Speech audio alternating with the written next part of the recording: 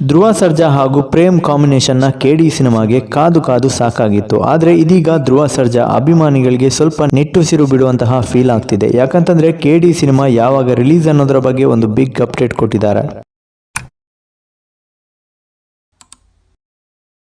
ಧ್ರುವ ಸರ್ಜಾ ಅವರ ಸಿಕ್ಕಾಪಟ್ಟೆ ದುಬಾರಿ ಸಿನಿಮಾ ಕೆಡಿ. ಮಾರ್ಟಿನ್ ನಂತರ ತುಂಬಾನೇ ಗ್ಯಾಪ್ ತಗೊಂಡು ಇದೀಗ ಕೆಡಿ ಮೂಲಕ ಮಾಸ್ ಅವತಾರದಲ್ಲಿ ಬರ್ತಿದ್ದಾರೆ ಧ್ರುವ ಸರ್ಜಾ. ಇನ್ನು ಈ ಚಿತ್ರದ ನಿರ್ದೇಶಕ ಪ್ರೇಮ್ ಅವರ ನಿರ್ದೇಶನ ಅಂದ್ರೆ ಹಾಗೇನೆ ತುಂಬಾನೇ ಲೇಟ್ ಆದ್ರೂ ಲೇಟೆಸ್ಟ್ ಆಗಿ ಎಂಟ್ರಿ ಕೊಡ್ತಾರೆ. ಇವರ ಯಾವುದೇ ಸಿನಿಮಾ ಆಗಿರ್ಲಿ ಮ್ಯೂಸಿಕಲ್ ಹಿಟ್ ಆಗಿಬಿಡುತ್ತೆ. ಸಿನಿಮಾದ ಸಾಂಗ್ಸ್ಗೆ ಅಷ್ಟೊಂದು ಪ್ರಾಮುಖ್ಯತೆ ಕೊಡ್ತಾರೆ ಪ್ರೇಮ್ ಅವರು.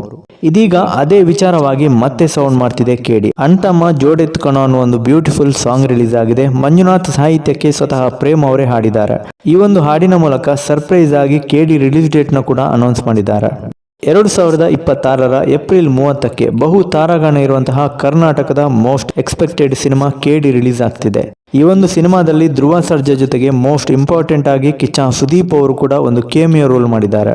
ಇನ್ನು ರವಿಚಂದ್ರನ್, ರಮೇಶ್ ಅರವಿಂದ್, ಸಂಜಯ್ ದತ್, ಶಿಲ್ಪಾ ಶೆಟ್ಟಿ, ರೇಷ್ಮಾ ನಾನಯ್ಯ ಸೇರಿದಂತೆ ಇನ್ನು ಅನೇಕ ಕಲಾವಿದರು ಆಕ್ಟ್ ಮಾಡಿದ್ದಾರೆ.